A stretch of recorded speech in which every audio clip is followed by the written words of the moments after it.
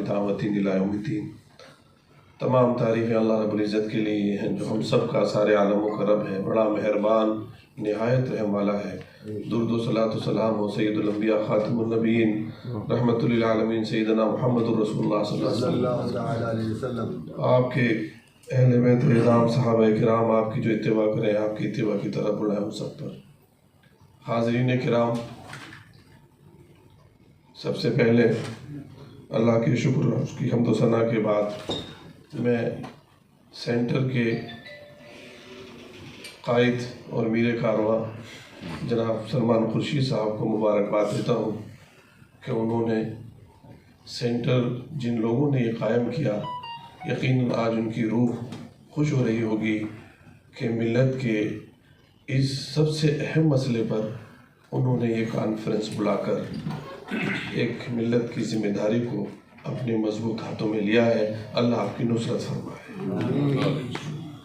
اور پھر آپ سب تمام حاضرین، معزز حاضرین کا بے حد شکر گزار ہوں کہ آپ انسانیت کے لیے، حق کے لیے، انصاف کے لیے کنسٹیٹیوشن اور اس کی روح ایک لا ہے، ایک اسپرٹ آف لا ہے، روح قانون ہے، اس کو بچانے کے لیے یہاں موجود ہوئے ہیں۔ یہ سب باعث ثواب خیر ہے ملت کے لیے اور ملک کے تمام شہریوں کے لیے۔ مجھے اللہ کی ذات سے امید ہے کہ یہ بل واپس ہوگا انشاءاللہ۔ اور اس کی واپسی کے ساتھ ساتھ مجھے اللہ کی ذات سے امید یہ بھی ہے کہ جس طرح سے وقت کے ساتھ ایک عرصہ دراز سے سوتیلے پن کا سلوک جو بھی حکومتیں رہی ہوں کیا جاتا رہا ہے، آئندہ انشاءاللہ شاید اب ایسا ممکن نہیں رہے انشاءاللہ۔ کیوں کہ لا قانونیت سے قانون بنتا ہے، اور جب کسی چیز کے لیے لوگ اس کو بالکل ہلکا سمجھنے لگتے ہیں تو پھر اللہ اس کی ذمہ داری خود اپنے ہاتھوں اور اپنے اچھے بندوں کو کھڑا کر دیتا ہے۔ ایک تو یہ ہے کہ ہمارے بہت سے علماء، دیکھیے، ایک تو اسلام ہے، ایک نظریہ اسلام ہے، فکر اسلام ہے، پھر احکامات ہیں، اس کے جزیات ہیں، یہ سب چیزیں الگ الگ ہیں۔ ہر ایک شخص، کوئی بھی شخص اسلام کے ساری چیزوں کا ایکسپرٹ کسی بھی نہیں ہو سکتا۔ آپ معزز ججز بیٹھے ہیں، وکلا بیٹھے ہیں، یہ سب جانتے ہیں کہ کتنی قانون کی شکیں ہوتی ہیں۔ ایسے اسلام، اب کسی نے ہمارے یہاں ایک رپورٹ دی، اس نے لکھا کہ صاحب کو جب سے شروع ہوا تھا وقف سب سے پہلا فلاں نے کیا۔ ارے بھائی، آپ نظریہ اسلام کو نہیں سمجھے ابھی تک، اس کو غور کریے۔ اس پر ہمیں مفکرین اسلام جو گزرے ہیں ان کی چیزوں اور تحریروں سے، صحابہ کرام اور قرآن پاک سے سب سے پہلے وہ نظریہ ملتا ہے۔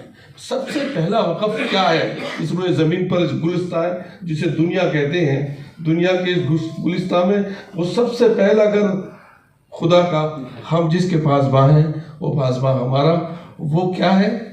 خانہ کعبہ ہے۔ ان اول بیت وضع للناس للذی ببکۃ مبارکا وہدی للعالمین۔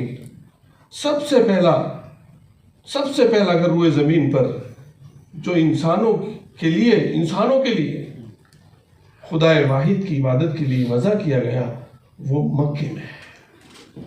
اور پھر ہدی و مبارک، باعث ہدایت، باعث برکت ہے سارے جہانوں کے لیے۔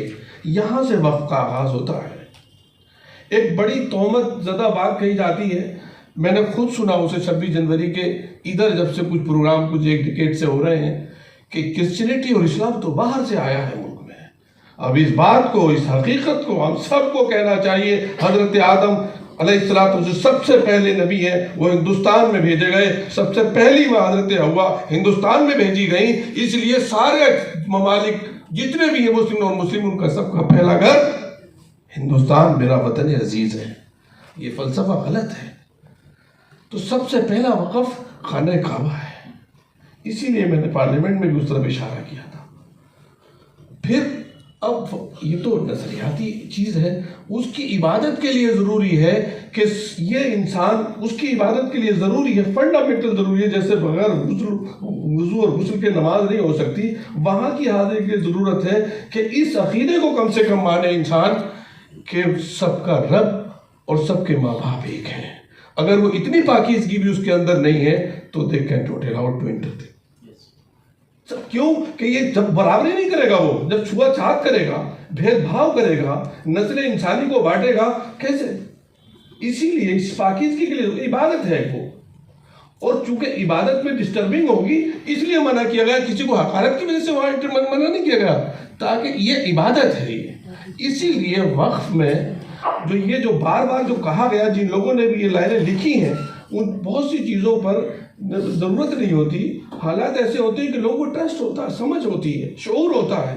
8 سے 70 80 سال پہلے جو شعور اور سمجھ تھا، جو پڑھے لکھے لوگ تھے جس پائے کے، وہ اب نہیں ہے۔ جیسے محترم مرحوم ذاکر حسین صاحب، ہمارے سابق صدر، اور ہمارے صدر صاحب کے جو ہے موجودہ ان کے نانا، ان کی کئی چیزیں جامعہ میں اس ایجوکیشن فیکلٹی میں لکھی ہوئی ہیں۔ سب سے زیادہ متاثر ہوا میں ان کی ایک بات سے کہ استاذ کی کتاب زندگی پر صرف محبت لکھا رہنا چاہیے اسٹوڈنٹ کے لیے، تب وہ کامیاب استاذ ہے۔ محبت کرے اپنے شاگردوں سے، اور جب محبت کرے گا تو ان کے عروج، ان کے مستقبل کے لیے وہ ہر ممکن کوشش کرے گا۔ خیر، تو بات چل رہی تھی کہ اس لیے بہت سی چیزوں کو جو قانون کیے نہیں لکھا گیا۔ اب جو وقت میں جو بار بار اصرار کیا جا رہا ہے، ہم لوگ کر رہے ہیں کہ نان مسلم کی قید، وجہ کیا ہے؟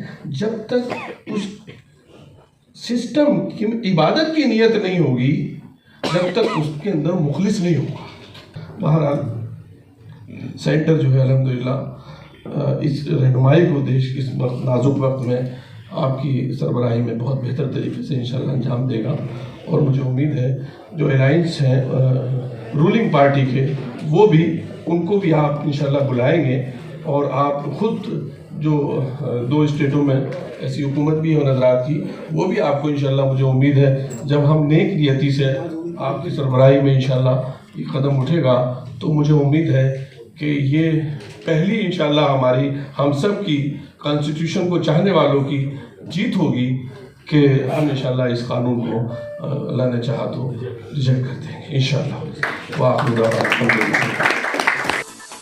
NGTV, the voice of common people.